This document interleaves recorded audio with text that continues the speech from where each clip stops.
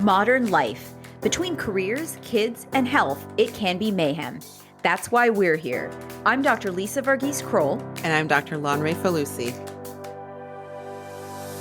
We're physicians, moms, and longtime friends who break it all down for you. Wondering how to juggle all the balls and still stay sane? Looking for advice but don't want to be overwhelmed? Curious about how to make the most out of life for your family but enjoy it at the same time? You're in the right place. Welcome to Health and Home with the Hippocratic hosts. In our Season 3 premiere, we're talking about one of the most significant impacts of COVID-19, our mental health. Psychiatrist Dr. Shirin Ali joins us to tell us how mental health has been impacted by the pandemic, who's been most affected, and what you can do to take care of yourself. Hey, Lon. Hey, Lise. Welcome back. I'm so excited to be starting Season 3 of this beloved project of ours. I can't believe it. I know. It's mind-blowing, right? Like, we are almost at the 2-year mark of this podcast, but then almost at the 2-year mark of this pandemic. Boo. Yeah. Time flies when you're having fun, and maybe apparently when you're not having so much fun. Ugh. I know, rude awakening. Right. Now, I know that you and I both have seen a major spike in mental health issues since COVID hit our lives. And it's not just professionally, but in our personal circles as well. Kids presenting with depression, friends who are burning out, or let's be real, are long past burnout, increasing suicide rates among our fellow healthcare workers, and concerns about poor mental health, substance abuse, and suicidal ideation. They've been steadily rising, and we don't yet know what the long-term impact of these things will be. Yeah, I mean, exactly. It's frightening. And that's why, we're so happy and fortunate to have a mental health expert with us today to give us her insight and her guidance into COVID-19, the pandemic's effects on mental health, and what we can do about it. So Dr. Shirin Ali is a clinical assistant professor in psychiatry at Columbia University and Mel Case Psychotherapy Award winner. She works with patients with mood and anxiety disorders, psychosis, and problems of culture. She's also presented her work on the impact of the pandemic on patients in specific populations. So welcome, Dr. Ali. So, Dr. Ali, we're so happy to have you here today because we think this is such an important topic that affects just about everyone. So, tell us a little bit about yourself, your background, and your typical practice pre-COVID compared to what it looks like during COVID. Okay. So I am a psychiatrist and psychotherapist. I actually did psychoanalytic training, so I do both medication management and talk therapy with patients. And I work in Lower Manhattan, New York City. And prior to COVID, I would say I, probably saw about maybe 35, 36 patient hours a week, and also did a mix of teaching, supervising, and other kind of academic pursuits.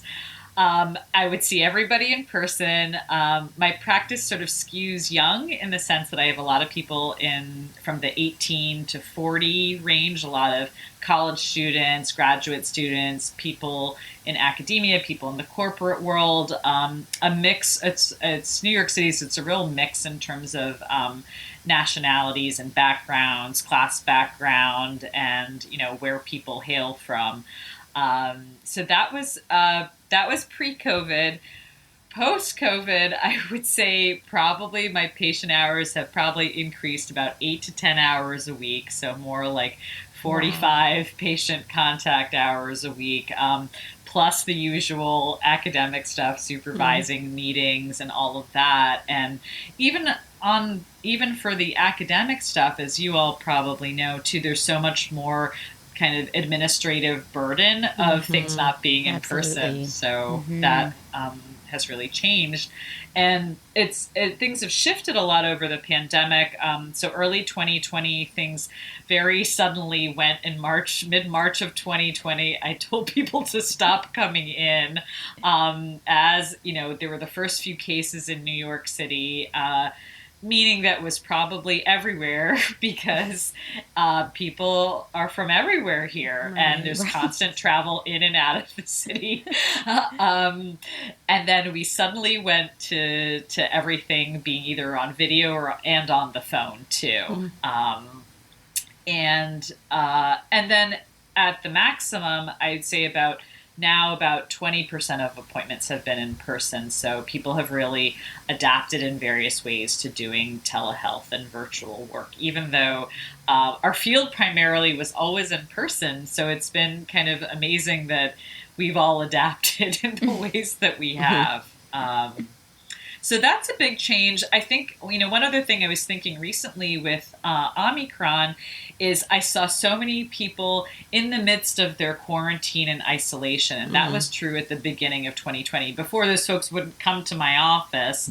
Right. But so, I was sometimes seeing people more recently, people who'd been alone in, their apartment or their room for 10 days with a lot of time to think and worry and think about the past. So you're also seeing, you see people's pets on the keyboard, you see kids wander into the room, you see people's spouses, coworkers. I mean, you get to see people's, their bedrooms. I mean, it's very intimate. And I think also because a lot of practitioners have been working from home. I'm at my office today, but they've also gotten glimpses of our home lives as well too, which is really different than it used to be. Yeah, you said the word flexibility, and I feel like if nothing else, the pandemic has forced us into flexibility. Yeah, right. We just have to kind of swing with, whatever Greek letter variant has popped up for that week, and we just got to go with it. I still do some telehealth as well, and it is very intimate. And I hadn't really thought as much about how, families are maybe seeing sort of my background, sort of what's in the room behind me, what Zoom filter should I put on today, but kind of seeing their own homes, I think has been so interesting, and thinking about how they are moving about in their space and trying to care for their own health. So interesting from the mental health perspective as well. Absolutely. And people, I think one change specifically for mental health is you didn't have to make such intense eye contact all the time, but with the camera, one really has to. And you see every micro expression of people's faces in so much more detail. Or even one of my patients said to me, "Thank God you dyed your hair. I was so tired of you not dyeing your hair because I could see your grays because of the granular detail with Zoom." Oh my God! Amazing. Okay, how do you respond to that? Well, you're welcome. Yes, I'm glad you noticed. So what changes, have you seen in people's mental health collectively? Or how are things looking in terms of diagnoses, how people are addressing mental health kind of now in the COVID era? It's been tough. I mean, I think the large scale studies internationally and both nationally kind of confirm what I've seen clinically. Much, much more anxiety and depression and sleep issues, probably, varying from 20 to 40%, depending on where we are in the pandemic. In between, I think Alpha and Delta, people were doing better. In between Delta and Omicron, people were doing better. And I think one of the things that's really been clear is that there's never been a time in my practice, I was in med school during 9/11, but where you've seen every single person in your practice be in kind of constant crisis or so much stress, no matter how rich or poor, no matter what the background is, whether they live alone with other people. Everyone has been under so much stress in the last 2 years, and that is really significant. So I'd say those are big. And then also burnout, which isn't a formal psychiatric diagnosis, but people are, tired of cooking every meal at home when that was going on, or childcare issues are exhausting for people. And then I think people really have had this whiplash of feeling like things are better, okay, I can plan for a month ahead, and then it's oh wait, we're back to Right. uncertainty about the future. I can't look further ahead, past next week. And that's a way in which we kind of manage stress and get through crises that are more time limited, is being able to plan and being able to have things to look forward to, seeing a light at the end of the tunnel. Yeah. No, that makes perfect sense. It's interesting because you're listing these stressors, and I'm like, oh, yes, they all sound familiar. Yes. Now, what would you say in your experience are the primary stressors that have been affecting, regular people? The primary stressors. So I think, people who have more, scarcity, certainly like food scarcity, economic insecurity, rent instability. I think that's been had job loss, certainly early on in the pandemic when, at least, New York has there's a lot of hospitality, there's a lot of tourism. And so, the arts, I think, for some people, when those industries shut down completely, that was hugely stressful. Some of that has come back, but I think that's true across the country. I think not being able to look to the future, and the future, I think for the youths, I'd say like the 18 to 25-year-olds, the idea of the future being kind of dark is a big stressor. Not having optimism. I think for working parents, childcare, and the issues of, is it safe to send a child to daycare, have childcare in the home, go to school while working, and not having varying flexibility with work over the last 2 years is a huge stressor. And then I would say for everybody, but particularly people who live alone, the social isolation, the not having in-person connection, I think is very difficult for example, a freshman college student whose family was maybe really locked down for like the first year of the pandemic, might have missed a lot of the being with peers, high school experience of senior year before you leave for college, to, the person who's 80 years old and maybe is not so ambulatory and has been really isolated for the last couple of years and can't access Zoom or FaceTime easily. Sure. I think that's been really hard. Yeah, that isolation is real. That's really tough. Yeah. And as you're talking about people with food scarcity and these other more social factors, how has that sort of changed the way that you practice, or how other things sort of changed the kind of care that you need to provide?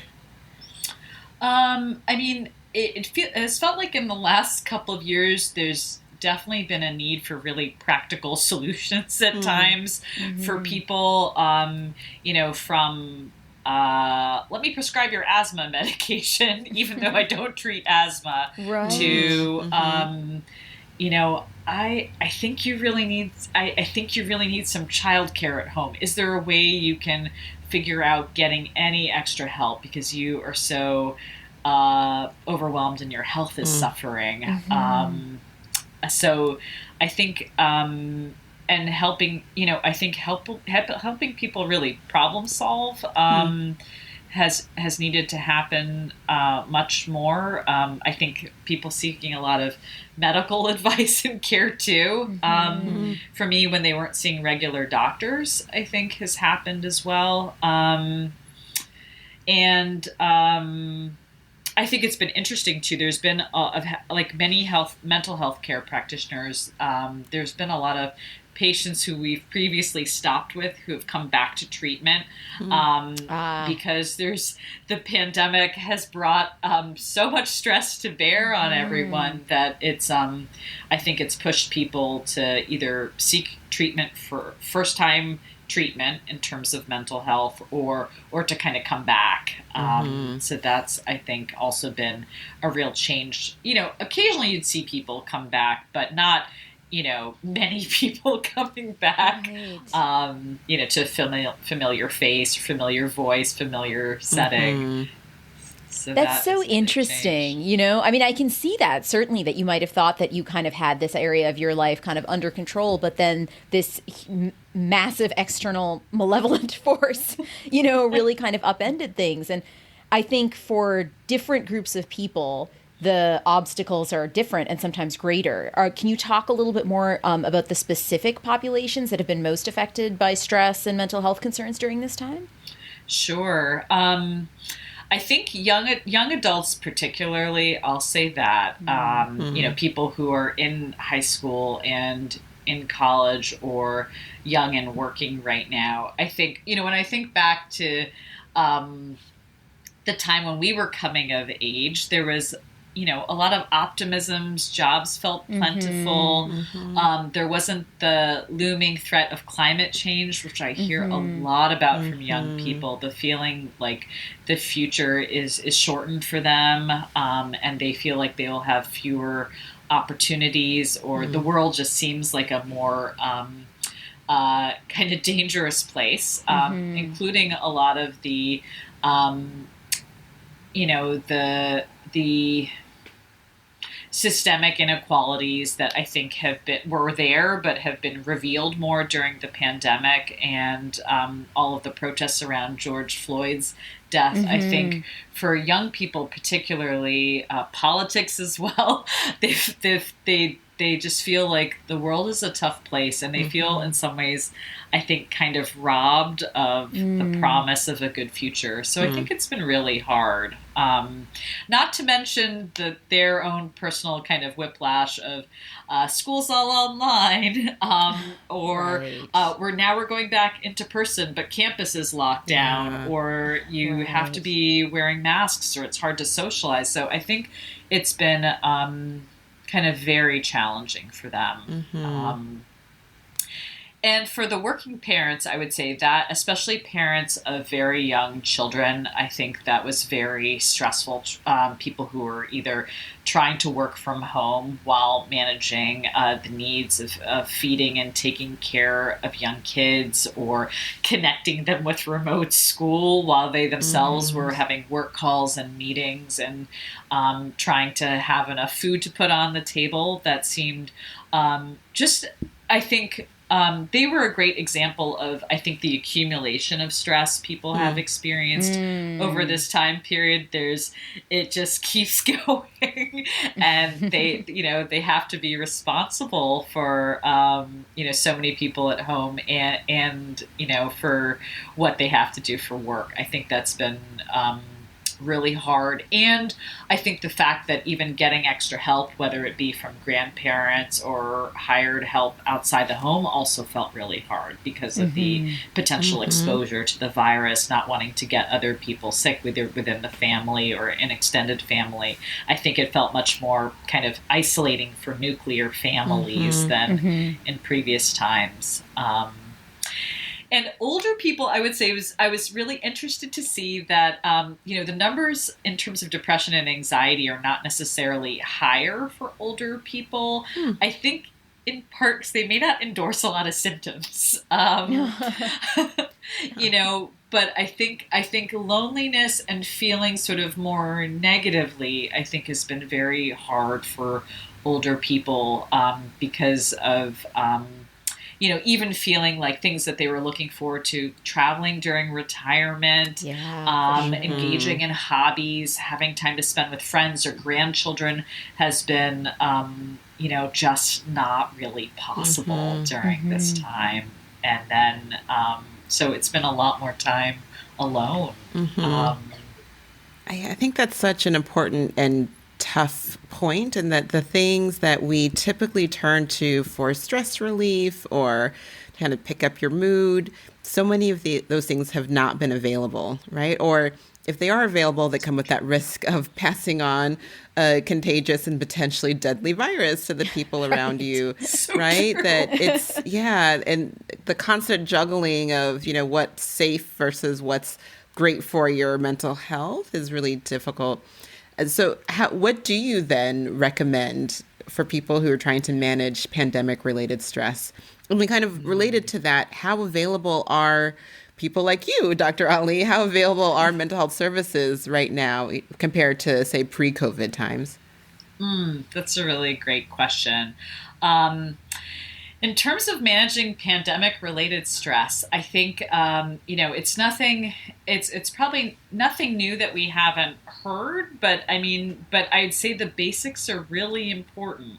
And there's no getting around the basics with the stress that the pandemic brings in terms of sleep, which has been so disrupted for people. The basics of self-care, sleep, nutrition, exercise, and then I think one of the major ones is boundaries. I feel like pandemic world is yes, it's a boundaryless world. Everything bleeds into everything. Work happens at home. Home happens at home. Vacations happen at home. Everything happens at home, and people don't. I think for people who are suffering from burnout, it's because there's a lack of boundaries, and those are also really hard to create right now. They may take really creative solutions, maybe you can't go if you're a busy mom of little kids. Maybe you cannot go off to get your nails done because it's not safe, or you don't have the extra money to do so.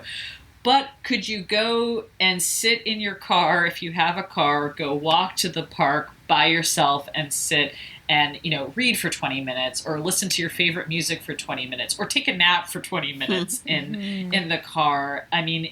We've had to be so creative in terms of how we think about caring for ourselves, because it's not been easy to count on other people as a resource. Even to meet up with friends has not been so easy. But, a Zoom call with friends maybe doesn't feel as great, but at least it feels like some connection, and it feels like a one-on-one conversation where you can actually talk about how things are, or, can you take a little bit of a mental vacation, or can you do something nice that's even, taking a minute to take do a 1-minute meditation and take some deep breaths. It's... And finding a way, I guess, to have some kind of personal time for yourself, I think for people who have a lot of demands on them, is really important. And it takes a lot of flexibility right now because of life sort of being the way that it is, that one, I think, has to kind of constantly renegotiate how can I create a little bubble for myself or my family, even in uninterrupted meal times where there's no work calls, there's not something else going on. I think that also feels more challenging too, with just the demands of technology right now, and work, and how interruptible everything feels too, with it all happening in the same space often. Yeah, and for people who are ready to seek out mental health services, how available are those these days from what you've seen, and even thinking about your own practice? It's really interesting. It's hard because I think a lot of people are full or over full, like me. And at the same time, one interesting thing in at least in New York City, and I think in other cities too, I think the enormous demand for mental health has forced some virtual only services to come into being, even more of them than before. So in some ways, there are still the same issues of the have and have-nots. Like, people who have more means can private pay for services, can definitely always find somebody to see. But even for people who don't have a lot, there are more things like crisis support text lines. Some of the virtual mental health clinics are ones that take insurance, so people are able to use their insurance more. Some clinicians are licensed now in more than one state, so you might be able to see someone virtually. Maybe I can't see someone in New York City, but I can talk to somebody in Buffalo, and they'd be able to help me out. So it's a little bit of a mix, but I do think in high demand areas it's challenging because even more people are seeking mental health services than before. And I think they've done studies that have shown that there's a significant percentage of people, I think nationwide, that feel like they haven't been able to access mental health services and have felt in need of them and have felt, I think, very frustrated by that. And some of this is, I mean, there's a lot of defunding of public mental health systems that happened, a while back. So there's fewer resources in terms of more acute services, long-term inpatient services for people, but I think also tremendous defunding of public mental health services. So I think we're seeing more of those cracks there now too. Interesting. I think that makes perfect sense. It's concerning because, what do you feel, or what are your concerns specifically for our society's mental health long term? And in relation to that, are there things that we can do now to prevent those long term issues, taking all these things into account? That's a great question. I mean, I am concerned about the impact of this kind of worldwide trauma, prolonged trauma in a way, and certainly it's been more extreme for some people versus others, but everyone's been in it. Of course, some people have, lost loved ones during the pandemic, and I think that's been, of course, very challenging for them. But I think everyone has experienced losses of different kinds, whether it's the loss of connection, the loss of experiences like having an in-person graduation, or even getting to attend a funeral in person. There's all of these associated losses. So I think collectively, I really do worry about the kind of post-traumatic experiences that everyone will have in different levels. And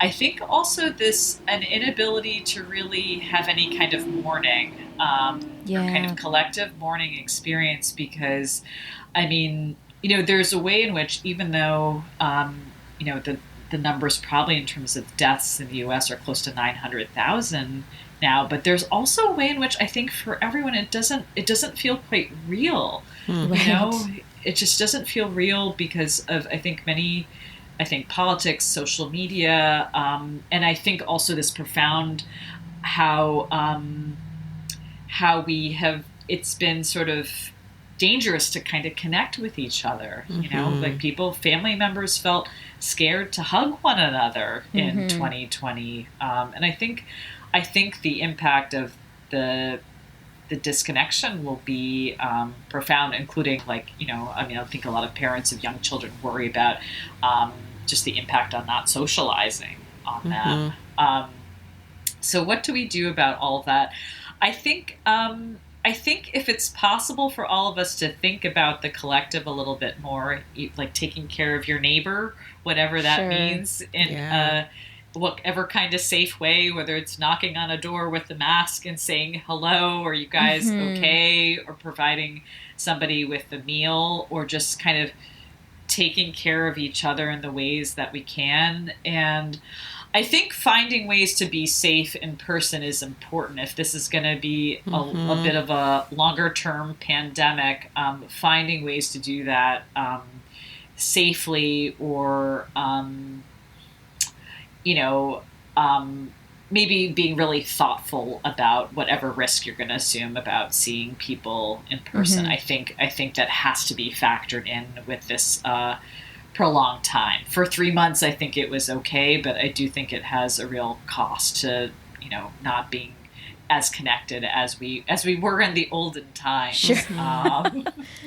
Sure. Well, yeah. I mean, we have to put in that plug that part of getting back to whatever normal is. I don't think we'll go back to what pre-pandemic normal was, but new normal, a safer, more thoughtful normal, as you describe. Putting in that plug for vaccination. Absolutely. If you've not gotten vaccinated. It's super easy to find a vaccination place near you. Visit vaccines.gov to find a COVID vaccine. So we cannot with the three of us being physicians on here, go without saying that and putting that plug in. It's what you can do to help bring this to an end, which is what we all want. Every single one of us want that. Exactly, Yes, exactly. Getting back to the point of being around our loved ones and doing that without so much concern and fear. And to that point, just around, the healthcare system, healthcare workers have been really, I think, impacted by mental health during this time for a number of reasons. So for healthcare workers who are listening, do you have any particular recommendations for them as to how to address their mental health right now? Yeah. I mean, that is the group I guess I didn't mention when we talked about it earlier, but they are a group in terms of the group that's really endured a lot during this time. I think particularly people on the front lines who have been taking care of patients with COVID. It's been such an intense experience for them. I think I think some of the things that have been really hard, are the kind of moral injury, the feeling of, as physicians, we're used to feeling like we can help. We're used to feeling like we're in control and also can do the best that we can to help each patient in front of us. And I think those qualities have really been taxed by the pandemic. So, I think one thing I would say for them is to, I think a practice of self-compassion is really important. It's important for all of us. I can definitely pass on some resources to you all that I'd recommend for working on self-compassion. That would be great. And we'll add them to our show notes at hippocratichost.com. Excellent. And I think it's really important for healthcare workers to develop a practice of self-compassion that they, have really tried the best that they can do. And it's also okay for them to have the range of feelings that they might have, from fatigue to burnout to, complex reactions to taking care of patients. I think that's one thing that can really help. I think the boundaries are really important for those healthcare workers because they are folks that are probably asked to work extra. They might be more inclined to want to also take care of their fellow colleagues and take on more maybe than they're really able to. So any way to create more boundaries for them are really important. Any ways to increase self-care is really important, whether it's sleep, a 5-minute walk, even if you can't do 30 minutes of exercise, but any incremental measure to ask themselves, like, what did I do for myself today to keep myself healthy as well as my patients, I think is really important to kind of keep that in mind. But I'd really recommend those things. There are also extra mental health resources for physicians on the front lines, like the Physicians Helpline is a 24-hour, maybe not 24, but at least 12-hour helpline staffed by volunteer psychiatrists that people can call in any time and get kind of crisis counseling. So there's resources like that are there for healthcare workers too. Oh, that's great to know. And I think that, what have I done for myself today in addition to those around me? I think that's a really good thing to keep in mind in this unprecedented time. Yeah. I mean, healthcare workers can be so sort of self-sacrificing, which is wonderful. But, they also have to kind of put their oxygen mask on first as well. Right. Absolutely. Or we won't have a healthcare system, which I think is what we're seeing, right? Is some of this just decomposition as people are unable to keep up that, the system that's built on the predication, the assumption that everyone will continue to self-sacrifice cannot live, it cannot exist like that forever. And I think that this is maybe the straw that broke the camel's back if we don't kind of think about that aspect of self-care. Absolutely. And Landre's point about getting vaccinated is also taking care of healthcare workers too. Absolutely. 100%. Yes, so that we have hospitals in the future, get vaccinated today. It's interesting. Someone was saying this to me the other day, and I think it's a really good point about, taking care of each other, whether it's healthcare workers or our neighbors or more vulnerable people we know.